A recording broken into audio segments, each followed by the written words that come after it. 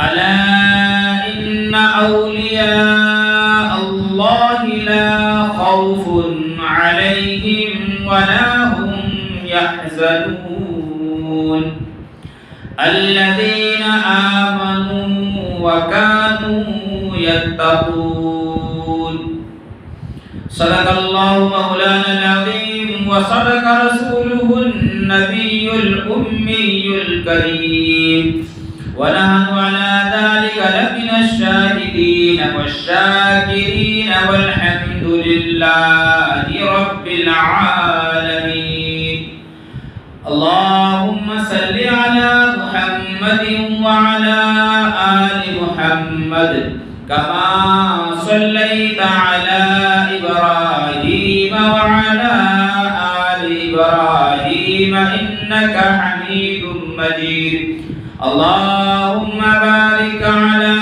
محمد وعلى آل محمد كما باركت على إبراهيم وعلى آل إبراهيم إنك حميد مجيد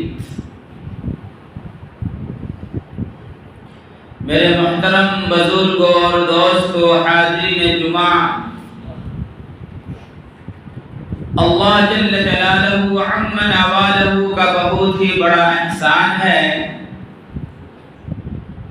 کہ اللہ تبارک و تعالی نے جمعہ کی نماز سے پہلے کچھ دیر اللہ کے پاک گھر میں آ کر دین کے بات کہنے اور سننے کی توفیق عطا فرمائی۔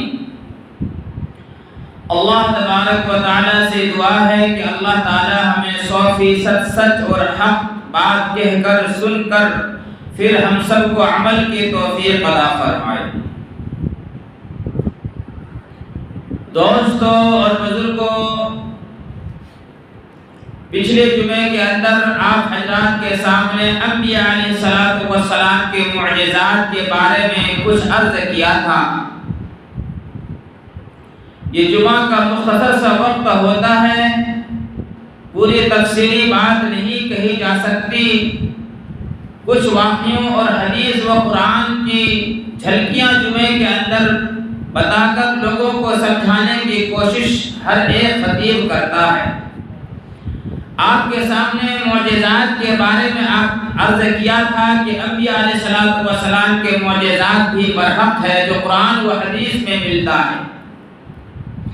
اسی طرح میرے دوستوں، اولیاء کرام کی کرامت بھی برحق ہے، لیکن وہی چیز برحق ہے جو بڑے اچھے عالم نے، دین کے جانکار عالم نے اپنے کتابوں کے اندر لکھا ہے۔ اور ایک بات یاد رکھنا کہ ولی اللہ کا کوئی اگر ولی ہو اور اس سے کوئی کرامت ظاہر نہ ہو اور لوگ یہ کہیں کہ وہ یہ کیسا ولی ہے، اس کے اندر سے تو کوئی کرامت ظاہر نہیں ہوا، ایسی کوئی بات نہیں ہے میرے دوستو۔ جو انسان جو اللہ والے، اللہ اور اس کے رسول کی اطاعت کرتے ہوئے زندگی گزار رہا ہے، سب سے بڑی کرامت یہی ہے کہ اپنی زندگی کے اندر وہ ایک بھی سنت کو نہیں چھوڑ رہا ہے۔ ایسے اللہ کے ولی بہت سے گزرے ہیں جس سے ایک بھی کرامت ظاہر نہیں ہوا ہے، لیکن وہ اللہ کے ولی۔ ولی کے لفظی معنی دوست کے ہوتے ہیں۔ ولی اللہ، اللہ کے دوست، اللہ کے دین کے وارث۔ انسان جب اللہ اللہ کرتے رہتا ہے، اللہ اور اس کے رسول کی شریعت پر عمل کرتا ہے، ایک بھی سنتوں کو نہیں چھوڑتا۔ اور یاد رکھیے گا میرے دوستو، ہمارے آقا جناب محمد عربی صلی اللہ علیہ وسلم آخری نبی ہے، اس کے بعد کوئی نبی نہیں ہے، خاتم النبیین ہے۔ اب اگر کوئی نبوت کا دعویٰ کرے تو وہ جھوٹا ہے، کذاب ہے، جہنمی ہے۔ نبوت کا دروازہ بند ہو گیا ہے، لیکن ولی کا دروازہ بند نہیں ہوا ہے۔ آج بھی کوئی انسان اللہ کا ولی بن سکتا ہے۔ آج بھی اللہ سے محبت کرو، نبی پاک صلی اللہ علیہ وسلم سے محبت کرو، قرآن سے محبت کرو، شریعت پر عمل کرو، اپنی زندگی کو راہ عمل میں سنت پر لاؤ تو وہ اللہ کا ولی ہوگی۔ اتنا بڑا میرے دوست اللہ کا ولی، الذین آمنوا، یا اللہ ولی کی کوئی پہچان بتاؤ؟ فرمایا الذین آمنوا وکانوا یتقون، کہ ولی وہ ہوتا ہے جو بڑا ایماندار ہو، بڑا ایمان والا ہو، زبردست ایمان والا ہو، بڑا متقی اور پرہیزگار ہو۔ اتنا بڑا ولی میرے دوستو، ایک بزرگ کے واقعات میں لکھا ہے، ان کے سامنے ایک پھل لایا گیا اور اس اللہ والوں نے پھل اپنے ہاتھ میں لیا اور چاقو لیا، علماء کرام بیٹھے ہوئے تھے۔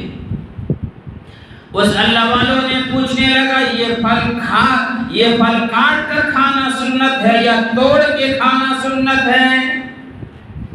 عزیز دوستو، وہ اللہ والے کہتا ہے علماء کرام ذرا یہ بتائیے یہ پھل جو ہے وہ توڑ کے کھانا سنت ہے یا چاقو سے کاٹ کر کھانا سنت ہے؟ علماء کرام نے فرمایا اس کے بارے میں تو ہمیں کوئی علم نہیں ہے۔ وہ اللہ والوں نے اس پھل کو رکھ دیتا ہے، فرمایا ایسے چیز کو اگر میں اسے کاٹ کر کھاؤں تو کہیں ڈر ہے کہ اس کو توڑ کے کھانا سنت نہ ہو، اور اس کو میں توڑ کر کھاؤں تو کہیں ایسا نہ ہو کہ کاٹ کر کھانا سنت تھا۔ میں ایسے کام کو کرنے کو پیچھے ہٹ جاتا ہوں جس میں میرے آقا جناب محمد عربی صلی اللہ علیہ وسلم کا سنت کا مجھے علم نہ ہو، ایسے کام میں نہیں کرتا۔ کتنا بڑا ولی ایک پھل کھانے کے لیے چاہ رہے تھے تو لوگوں سے پوچھا کہ کاٹ کے کھاؤں یا توڑ کے کھاؤں، کیا ہمارے آقا کی سنت ہے؟ تو جب بتایا کہ ہمیں اس کے معلوم نہیں ہے تو انہوں نے وہ پھل کھایا نہیں۔ امام احمد بن حنبل رحمۃ اللہ علیہ امام ہے، بڑا زبردست متقی پرہیزگار ہے، قرآن کریم کے لیے انہوں نے 2 سال تک ترے کھایا، اپنے خادم کو دیا کہ جاؤ بازار سے دال لے آؤ۔ اس زمانے میں 1 پیسہ کے 1 چمچ دال دیتا تھا۔ وہ خادم بازار گیا دال لینے کے لیے، تو بازار میں جو دال بیچنے والا تھا اس میں آپس میں کمپٹیشن ہو گیا۔ ایک نے کہا پیسے کا ایک چمچہ، دوسرے نے کہا کہ پیسے کے 2 چمچے، تیسرے نے کہا کہ پیسے کے 3 چمچے، ایسے کرتے کرتے 5 چمچوں کے اندر چلا گیا تو وہ کٹورا بھر کر لایا۔ جب امام صاحب کے پاس لایا، فرمایا کہ میں نے پیسے تو 1 لیا تھا، اتنے سارے دال کہاں سے آ گیا؟ خادم کہتا ہے کہ حضرت مزے ہو گئے، دکان والوں کی چڑ ہو گیا، کمپٹیشن ہو گیا، مزے ہو گئے، دال کیا کہ کٹورا بھر کر لے آیا۔ امام صاحب نے کہا یہ دال ہمارے کھانے کے قابل نہیں، یہ سودا تو نہیں ہوا، یہ چڑ بازی اور زن بازی ہوئی۔ انہوں نے چڑ میں آ کر اپنا خسارہ کیا، یہ دال میرے کھانے کے لائق نہیں ہے، اس دال کو واپس کر کے آؤ۔ میرے دوستو، وہ خادم وہ دال لے کر بازار جاتا ہے کہ میرا بزرگوں نے، ہمارے اللہ والوں نے، امام صاحب نے اس دال کو کھانے لینے سے منع کر دیا۔ وہ دکان والا آپس میں کہنے لگا اگر واپس لے لو گے تو ہار جاؤ گے، اگر تم لے لو گے واپس تو ہار جاؤ گے۔ تو عزیز دوستو، انہوں نے وہ دال لیا نہیں۔ اب تو چاہیے تھا کہ وہ کھا لے، نہ لے تو نہ لے، چلو، لیکن میرے دوستو ہم جیسے ہوتے تو فرمایا کہ لاؤ۔ دلی میں آواز لگایا کہ روٹی کے ساتھ دال فری ہے، کھانا روٹی دال مفت۔ ایک آدمی کھڑا ہو گیا، فرمایا روٹی کو ایک طرف رکھو، دال ہی کھلا دو۔ لوگ مفت کی چیز زیادہ پسند کرتے ہیں، انہوں نے کہا آنا روٹی دال مفت، یعنی روٹی کے ساتھ کھاؤ گے وہ دال فری ہے۔ تو ایک آدمی جاتا ہے کہتا ہے کہ روٹی اپنے پاس رکھو، دال ہی کھلا دو تجھے۔ تو انہوں نے واپس کیا تو کہا کہ اگر دال لے لو گے، دکان والوں کو کہنے لگا، تو تم ہار جاؤ گے۔ تو انہوں نے لیا نہیں، اب چاہیے تو کھا لے گے۔ لیکن اس خادم سے اس امام صاحب کیا کہ احمد بن حنبل رحمۃ اللہ علیہ کہا کہ جاؤ مسجد کے دروازے پر دال کیا کہ کٹورا لے کے کھڑا ہو جاؤ اور آواز لگاؤ کہ امام صاحب کا 1 پیسہ تھا، دکانوں میں کمپٹیشن ہو گیا، یہ 5 یہ کٹورا بھر کے دال ہے، جس کو لینا ہے لے لو۔ علماء کرام نے لکھا ہے کہ 2 دن 2 رات تک مسلسل آواز لگاتا رہا، لیکن بغداد شریف میں اتنی سی صبح والی دال لینے والے کوئی نہ ملا۔ اسے کہتے ہیں ولی، اسے کہتے ہیں ولی۔ امام ابو حنیفہ رحمۃ اللہ علیہ بہت بڑے امام ہے، صحابہ کرام رضی اللہ تعالی عنہم اجمعین کے بعد اگر اس امت میں کسی کا خدمت ہے تو امام ابو حنیفہ رحمۃ اللہ علیہ ہے۔ بہت بڑے امام، متقی ہے، پرہیزگار ہے۔ ایک آدمی آیا اس کے پاس، دیکھا پریشان ہے، کیا فرمایا کیا بات ہے؟ کہا کہ میری بکری گم ہو گئی، میری بکری چوری ہو گئی۔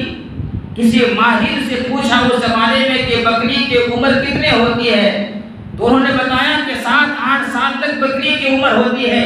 امام صاحب نے 8-10 سال تک بکری کا گوشت نہیں کھایا، اس شبہ میں کہ کہیں وہ بکری آج نہ کٹ گیا ہو، آج نہ کٹ گیا ہو، آج نہ کٹ گیا ہو۔ اسے کہتے ہیں تقویٰ اور پرہیزگار۔ میرے دوستو، ایسے ایسے ولی اللہ اس اپنے ہندوستان کے اندر گزرے ہیں۔ ایک ولی کے واقعہ میں آپ کو سناؤں جسے دنیا خواجہ قطب الدین بختیار کاکی رحمۃ اللہ علیہ کے، اتنا بڑا ولی ہے، پرہیزگار ہے۔ جب ان کا آخری وقت آیا تو انہوں نے ایک وصیت لکھی، اپنے نماز جنازہ پڑھانے کی وصیت لکھی۔ آج میرے دوستو اگر ہمارے اور آپ کی آخری وقت آ جائے کہ ہم مرنے والے ہیں تو ہم کیا لکھیں گے؟ ہمارے پاس جو ہے وہی لکھیں گے، فلاں کوٹھی فلاں بیٹے کا، فلاں گاڑی فلاں بیٹے کا، فلاں بنگلہ فلاں بیوی کے ہی لکھیں گے۔ اور اب تو لکھنے کی نوبت ہی نہیں آتی، ایسے ایسے آپ کے مرتے ہیں۔ میرے دوستو، خواجہ قطب الدین بختیار کاکی رحمۃ اللہ علیہ بہت بڑے ولی ہیں، بڑے بڑے ولیوں کے ولی ہیں۔ جب ان کا آخری وقت آیا تو انہوں نے اپنے نماز جنازہ پڑھانے کی شرط لکھا کہ میرے نماز جنازہ کے قریب ہر ایک آدمی پڑھانے کے لیے نہیں آئے جس کے اندر 4 شرط پائی جاتی ہو وہ میرا نماز جنازہ پڑھائیں۔ سب سے پہلے لکھا کہ جب سے انہوں نے ہوش سنبھالا میرے نماز جنازے تک کبھی بھی کسی حال میں ہو، بیماری میں ہو، سفر میں ہو، حجر میں ہو، کسی حال میں بھی ہو، نماز کی جماعت کی نماز اسے قضا نہ ہوئی ہو۔ پہلی شرط یہ لکھی۔ فرمایا جب سے انہوں نے ہوش سنبھالا ہے میری نماز جنازے تک اس کو تکبیر اولیٰ کی، اس کو تکبیر اولیٰ فوت نہ ہوئی ہو۔ کیونکہ نماز میرے دوستو، آج ہم اور آپ نماز جماعت کی بہت اہمیت ہے۔ ہم نماز جماعت کیا پڑھیں گے؟ ہم تو جمعہ کی نماز کو بھی صحیح ٹائم پہ نہیں آتے، آخری رکعت میں آ جاتے ہیں، خطبے کے دوران آ جاتے ہیں اور سوچتے ہیں کہ میں نے جمعہ پڑھ لیا۔ یاد رکھیے گا میرے دوستو، جو ہی امام خطبہ دینے کے لیے منبر پر تشریف لاتے ہیں، اذان دینا شروع ہو جاتا ہے، اس وقت فرشتے رجسٹر لے کر آتے ہیں اور جس طرح جمعے کے اندر مسجد آتا ہے ایسی اس کا نام لکھتے رہتے ہیں۔ امام جب خطبہ دینا شروع کرتا ہے وہ رجسٹر فرشتے بند کر دیتے ہیں اور امام صاحب کی خطبہ سنتے ہیں۔ اگر اس کے بعد اگر کوئی جمعہ پڑھنے کے لیے آئے تو وہ جمعہ تو پڑھ لیا لیکن اس اللہ کی حریصت میں اس کا نام نہیں لکھا جاتا۔ اور میرے دوستو، جماعت کی نماز کیوں نہ پڑھے؟ عبداللہ ابن مکتوم رضی اللہ تعالیٰ عنہ مدینہ منورہ کے اندر نابینا صحابی ہے، اللہ کے رسول کے پاس تشریف لاتے، فرمایا اللہ کے رسول میں مجبور ہوں، معذور ہوں، کیا کہ نماز کے لیے آتا ہوں، کبھی ادھر گر جاتا ہوں، ٹھوکر لگ جاتی ہے، میرے ماں باپ آپ پر قربان ہیں، اگر آپ اجازت دیں تو میں گھر ہی میں نماز پڑھ لیا کروں۔ اللہ کے رسول نے فرمایا ہاں تو مجبور ہے، تو معذور ہے، تو گھر کے اندر نماز پڑھ لینا۔ ابھی دوستو، حضرت عبداللہ ابن مکتوم رضی اللہ تعالیٰ عنہ اٹھ کر وہاں سے چند قدم ہی جاتا ہے کہ جبرائیل امین تشریف لے آتے اور فرمایا کہ اللہ کے رسول آپ نے عبداللہ ابن مکتوم کو گھر کے اندر نماز پڑھنے کی کیوں اجازت دے دی؟ اللہ تبارک و تعالیٰ فرماتے ہیں کہ ایسے لوگوں کی وجہ سے دوسروں کی نماز قبول ہوتی ہے۔ حضرت عبداللہ ابن مکتوم رضی اللہ تعالیٰ عنہ کو بلایا اللہ کے رسول نے، فرمایا عبداللہ اذان کی آواز تمہارے گھر تک جاتی ہے، اذان کی آواز تم سنتے ہو؟ فرمایا ہاں یا رسول اللہ سنتا ہوں۔ فرمایا پھر تو مسجد آنے ہی پڑے گا۔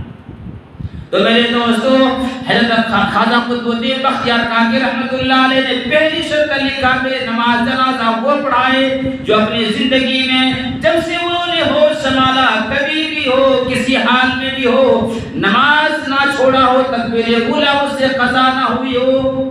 پہلی شرط یہ لکھی. فرمایا دوسری شرط یہ ہے میرے نماز جنازہ پڑھانے کا جب سے انہوں نے ہوش سنبھالا ہے کبھی بھی کسی حال میں بھی عصر کی سنتیں اس سے نہ چھوٹی ہو. حالانکہ عصر کی سنتیں غیر موقعہ ہے. کوئی انسان اگر پڑھے گا تو ثواب ہے, نہیں پڑھے گا تو گناہ گار نہیں ہوگا, گناہ نہیں ہوگا. لیکن وہ خواجہ صاحب یہ فرماتے ہیں میری نماز جنازہ پڑھانے کے دوسری شرط یہ ہے کہ کبھی بھی کسی حال میں بھی ہو, سفر میں ہو, حضر میں ہو, بیماری میں بھی ہو, عصر کی سنتیں اس سے نہ چھوٹی ہو, وہ میری نماز جنازہ پڑھائیں. اور میرے دوستو تیسری شرط لکھی کہ میری نماز جنازہ وہ آدمی پڑھائے جب سے انہوں نے ہوش سنبھالا ہے کبھی بھی کسی حال میں ہو, بیماری میں ہو, سفر میں ہو, حضر میں ہو, تہجد کی نماز قضا نہ ہو. کیونکہ تہجد کی نماز پڑھے بغیر ولی بن ہی نہیں سکتا. قرآن کہتا ہے امن هو قانت آناء الليل ساجدا وقائما يحذر الآخرة ويرجو رحمت ربی. اور دوستو اللہ تبارک و تعالی نبی کو حکم دے رہے ہیں, فرمایا یا ایھا المزمل قم اللیل الا قلیلا نصفہ او انقص منہ قلیلا. او کالے کملے اوڑھنے والے اٹھو, اٹھو اور میرے سامنے قرآن کریم کی تلاوت کرو.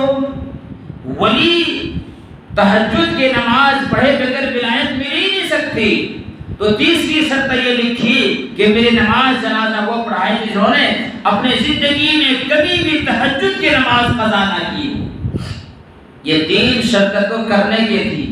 اس زمانے میں ایسے لوگ مل جاتے تھے. امام ابو حنیفہ رحمۃ اللہ علیہ کے بارے میں لکھا ہے کہ 40 سال تک عشاء کی جو وضو کیا وہ فجر کی نماز پڑھی. عشاء کی وضو کتنا بڑا ولی. عشاء میں نماز عشاء کی نماز پڑھانے کے وقت جو انہوں نے وضو کیا اور اسی وضو سے فجر کی نماز ایک دن دو دن نہیں, ایک مہینہ دو مہینہ نہیں, 40 سال تک. کتنا بڑا ولی ہے میرے دوست, اسے کہتے ہیں ولی. یہ تین شرط جو ہے یہ تو کرنے کے تھی. اب چوتھی شرط میرے دوست لکھ دیا, ایسی چوتھی شرط ایسے لکھی واللہ عالم ورنہ اس دور میں بھی کوئی نہیں مل سکتا. چوتھی شرط لکھی جب سے انہوں نے ہوش سنبھالا ہے میری نماز جنازے تک غیر محرم پر اس کی نگاہ نہ پڑی ہو. فرمایا ماں, بیٹی, بہن اور بیوی یہ 4 عورت کے علاوہ 5ویں عورت کو اپنی نگاہ سے نہ دیکھی ہو. کتنی بڑا شرط ہے. آج کوئی بچ سکتے ہو؟ آج کی اس دور میں دیکھو میرے دوستو, جہاں بھی دیکھو, جس چیز میں بھی دیکھو اپنی ماں بہن بیٹیوں کی فوٹو. صابن خریدنے جاؤ تو اس میں فوٹو دیکھو اپنی ماں بہن کی. بسکٹ خریدو دیکھو اس میں بھی عورت کی فوٹو. چپل خریدنے جاؤ اس میں بھی دیکھو کیا کہ کسی نہ کسی عورت کی فوٹو. ارے وہ کسی نہ کسی کی بہن تو ہوگی, کسی نہ کسی کی ماں تو ہوگی, کسی نہ کسی کی بیوی تو ہوگی, کسی نہ کسی کی بیٹی تو ہوگی. تو میرے دوستو 4 شرط لکھی, 3 شرط تو کرنے کی تھی. چوتھی شرط لکھی کہ میری نماز جنازہ وہ آدمی پڑھائے جب سے انہوں نے ہوش سنبھالا کبھی بھی کسی حال میں بھی ہو. 4 عورت کے علاوہ 5ویں عورت کو اپنی نگاہ سے نہ دیکھی ہو. ماں, بہن, بیٹی, بیوی 4 کے علاوہ 5ویں عورت کو اپنی نگاہ سے نہ دیکھی ہو. میرے دوستو اس صحابہ کرام اللہ کے رسول صلی اللہ علیہ وسلم اور صحابہ کرام رضی اللہ تعالیٰ عنہم اجمعین کے دور میں حالانکہ یہودی مسلمانوں کے دشمن ہوتے تھے, قرآن کے دشمن, لیکن جب وہ تجارت کے لیے جاتے تھے تو اپنی نوجوان بیٹیوں کو مسلمانوں کے گھر رکھ دیتا تھا کہ یہاں ہی میرے بیٹی, یہاں میری بہن یہاں حفاظت رہے گی. کبھی بھی کسی نے بھی غلط الزام, جھوٹ الزام نہیں لگایا. آج دیکھ لو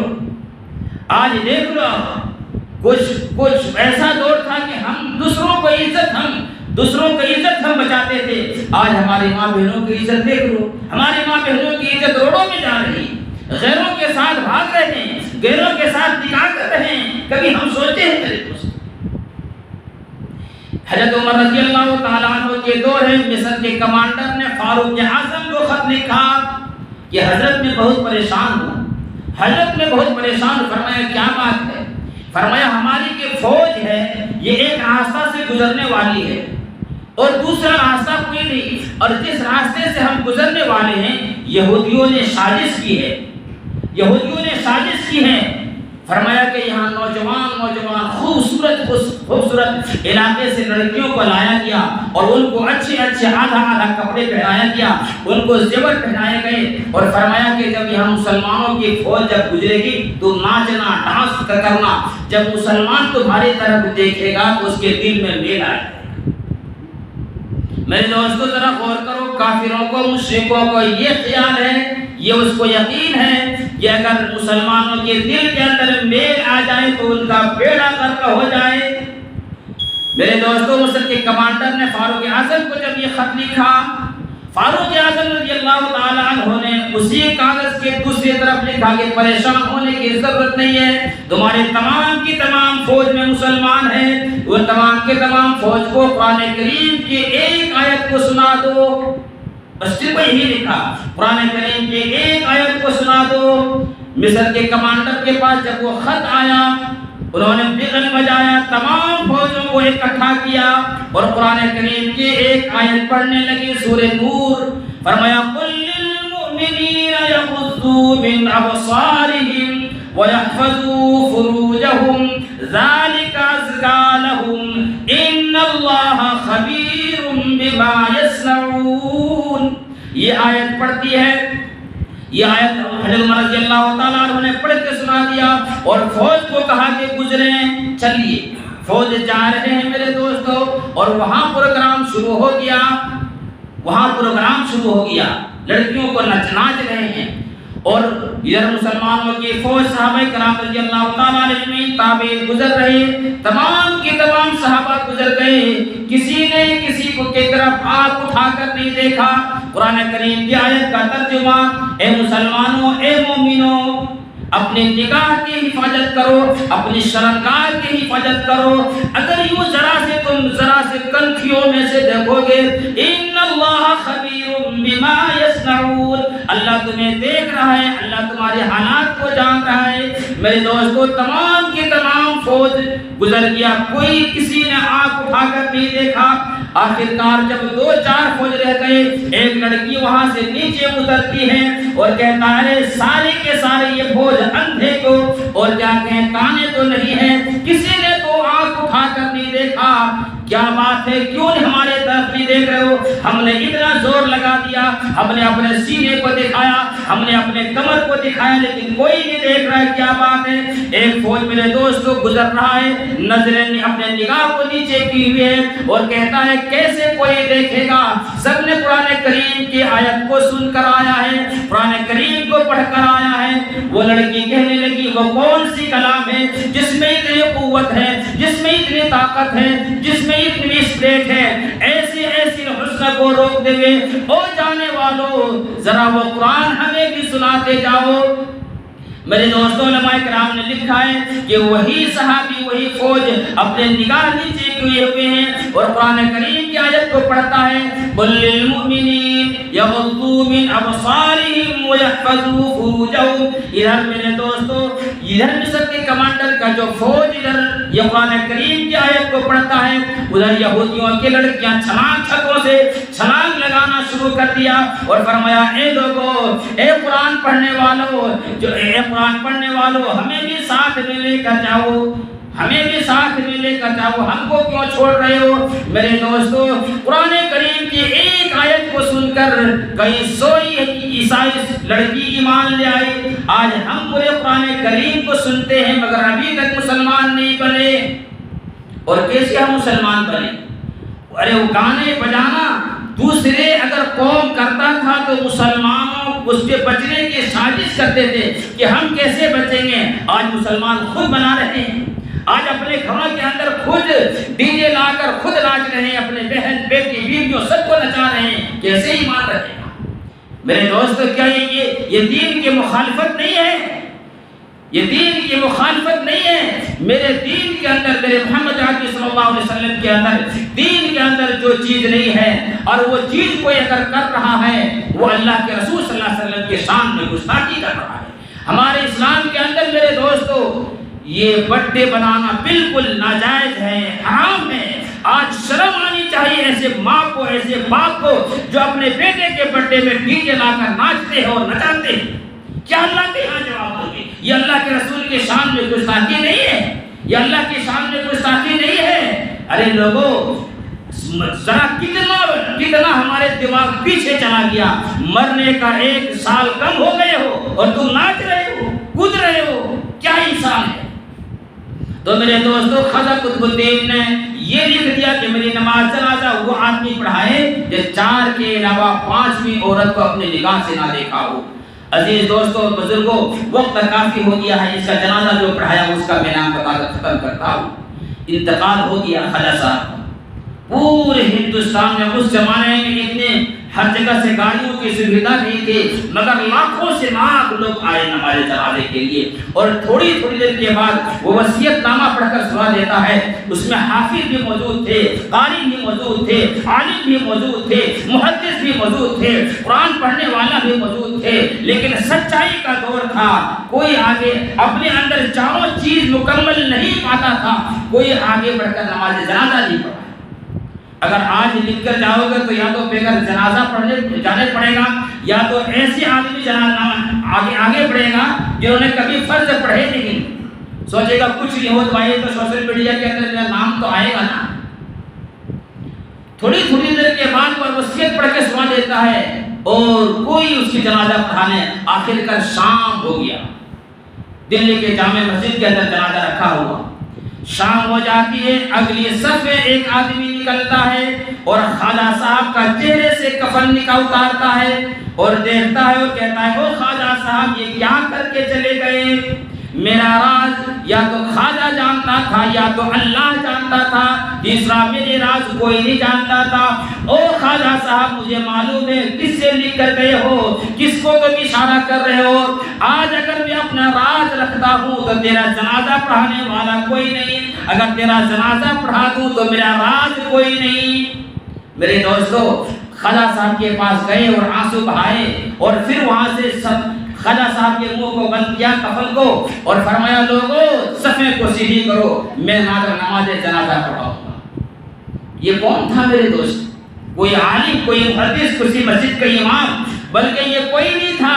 اس دور کے جس وقت یہ وصیت لکھی گئی اس وقت پورے ہندوستان کا بادشاہ خواجہ التمش تھا رحمۃ اللہ علیہ۔ اتنے بڑے، اب کیا بتاؤں اس کے بعد کیسے لوگ سیاست کے اندر آ گئے۔ میرے کہنے کا مطلب اور مقصد یہ ہے میرے دوستوں، میرے نوجوانوں، مسلمانوں، سدھر جاؤ۔